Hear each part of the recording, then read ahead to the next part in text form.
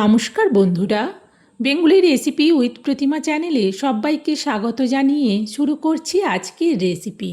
আজকে আমি দুর্দান্ত টেস্টি একটা রেসিপি তোমাদের সাথে শেয়ার করব। এই রেসিপিটার মূল উপকরণ কিন্তু দুটো। এইরকম সাইজের একটা বড় কাঁচা আলু নিচ্ছি। এবার এই আলুটাকে আমি খোসাটা ছাড়িয়ে নেব। খোসাটা ছাড়িয়ে নিয়ে ধুয়ে নেব। খোসাটা ছাড়িয়ে আলুটা ধুয়ে নিয়েই ফিরে আসছি। দেখো, আলুর খোসাটাকে সুন্দরভাবে ছাড়িয়ে নিয়েছি। এই একটা আলু হলেই কিন্তু হয়ে যাবে। এবার আলুটা ছোট করে কেটে নেব। দেখো, আলুটা ছোট ছোট সাইজে কেটে নিয়েছি। এখন এই আলু কুচিগুলোকে আমি নিয়ে নেব মিক্সার জারের মধ্যে। সব আলুগুলো দেওয়ার পর এতে দিয়ে দেবো অল্প একটুখানি আদা, আর দেব দুটো কাঁচা লঙ্কা। কাঁচা লঙ্কাগুলো দেখতে সরু কিন্তু ভীষণ ঝাল আছে, সেই জন্য দুটো দিলাম। এবারে ঢাকনাটা বন্ধ করে সুন্দর একটা পেস্ট তৈরি করে নেব। দেখো, সুন্দর কাঁচা আলুর পেস্ট তৈরি হয়ে গেছে। কোনো জল দেওয়ার দরকার নেই।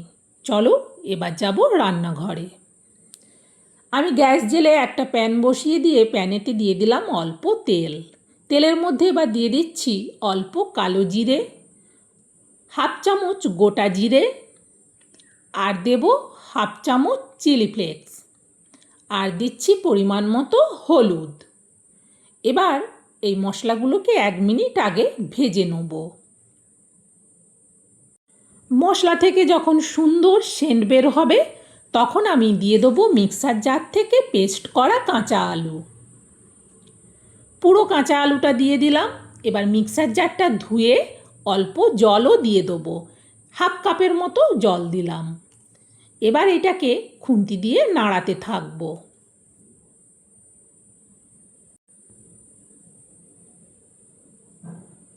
দেখো, সুন্দরভাবে কিন্তু কাঁচা আলুটা শুকনো হতে শুরু করেছে। এখন এতে দিয়ে দেবো বেশ কিছুটা কারি পাতা কুচোনো। কারি পাতাটা দেওয়ার পর আবারও এটাকে মেশাতে থাকবো।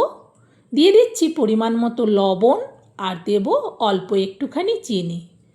লবণ চিনি দেওয়ার পর আবারও আলুটাকে নাড়াতে থাকবো।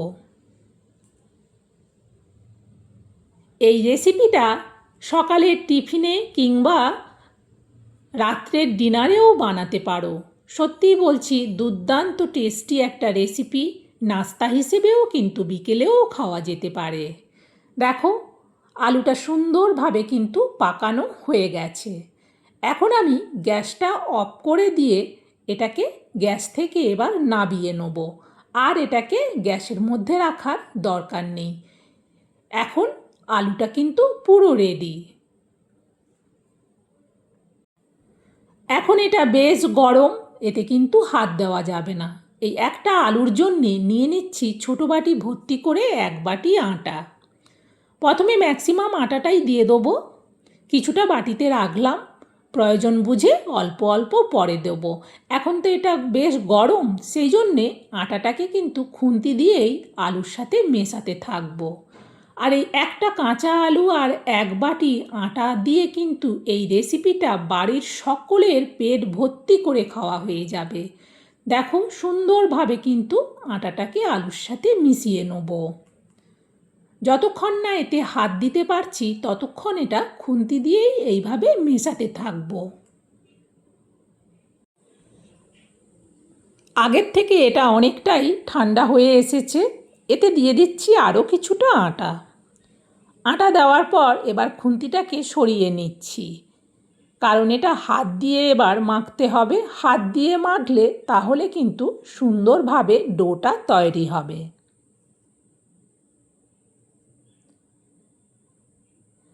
অল্প পরিমাণ বুঝে বুঝে এতে কিন্তু আটাটা মেশাতে থাকতে হবে, যতক্ষণ না এই ডোটা একেবারে সুন্দর সফট ডো তৈরি হচ্ছে, না শক্ত না নরম।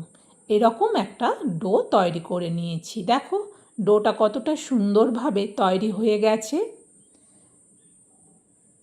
এখন এই ডোটাকে আমি বড় বড় সাইজ করে লেচি কেটে নেব। ছোট ছোট করে লেচি করে কাটলে অনেক সময় লাগবে ছোট ছোট করে বেলতে, সেই জন্যে আমি বড় বড় করে লিচি কেটে নেব।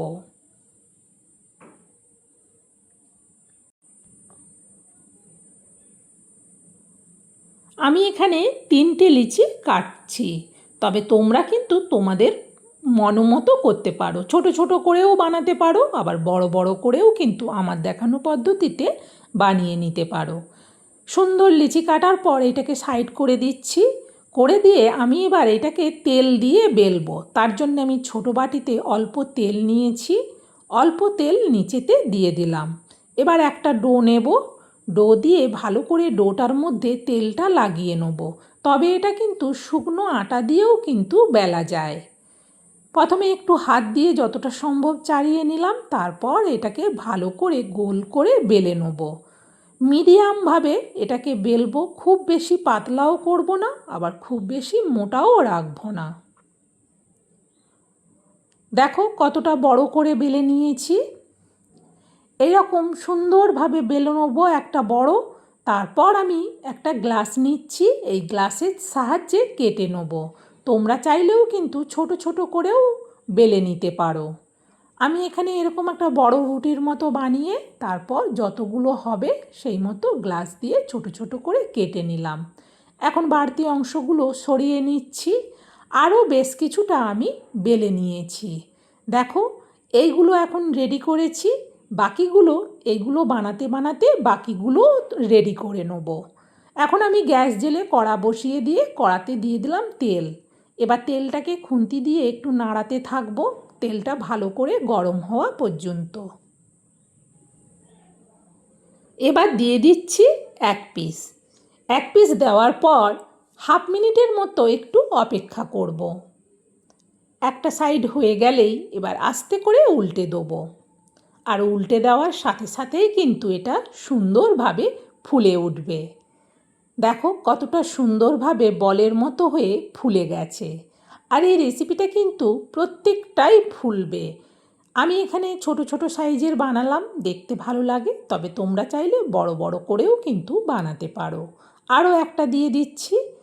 ঠিক সেমভাবে হাফ মিনিটের মতো অপেক্ষা করব, তারপর উল্টে দেবো। উল্টে দিয়ে একটু খুন্তি দিয়ে চাপ দিলেই কিন্তু প্রত্যেকটা একেবারে ছোট ছোট বলের মতো হয়ে ফুলে উঠবে। রোজ রোজ রুটি তরকারি খেতে কারোরই ভালো লাগে না, সেই একই আলু আর আটা দিয়ে এই রকম টেস্টি রেসিপিটা বাড়িতে বানিয়ে দেখতে পারো। বাচ্চারা তো ভীষণ খুশি হবে এই রেসিপিটা পেলে। দেখো কতটা সুন্দরভাবে ফুলে গেছে। আর এই একই রকমভাবে কিন্তু সবগুলোকেই আমি ভেজে নেবো, আর ওই পাশে কিন্তু আরও বেলে রেডি করতে থাকবো। ঝটপট করে একটা মাত্র কাঁচা আলু আর এক বাটি আটা দিয়ে সুন্দর রেসিপিটা তৈরি হয়ে গেছে। আর এই রেসিপিটা প্রত্যেকটাই কিন্তু বলের মতো ফুলে। আর এই রেসিপিটা খাওয়ার জন্যে কোনো তরকারি লাগবে না, কোনো ভাজা লাগবে না, শুধু একটু সস হলেই কিন্তু হয়ে যাবে। তবে সস না দিলেও চলবে। সত্যিই বলছি, রোজ রোজ রুটি তরকারি না বানিয়ে একবার ওই কাঁচা আলু আর আটা দিয়ে এইভাবে রেসিপিটা বানিয়ে দেখতে পারো। বাচ্চারা কিন্তু খেয়ে ভীষণ খুশি হবে, বাড়ির বড়রাও কিন্তু খুবই পছন্দ করবে। বন্ধুরা, এই দুর্দান্ত টেস্টি একটা রেসিপি কাঁচা আলু আর মাত্র এক বাটি আটা দিয়ে আমি রেসিপিটা বানালাম। আমি যেভাবে বানালাম পুরো পদ্ধতিটা তোমাদেরকে দেখালাম। তোমাদের কেমন লাগলো সেটা কমেন্টে জানিও। ভালো লাগলে অবশ্যই একটা লাইক দিয়ে আরও রেসিপি শেয়ার করার উৎসাহ বাড়িয়ে দিও। আর তোমরাও এটা শেয়ার করে দিও। আজকের মতো রেসিপি শেষ, আবার পরের রেসিপিতে দেখা হবে। সবাই ভালো থেকো, সুস্থ থেকো, টাটা।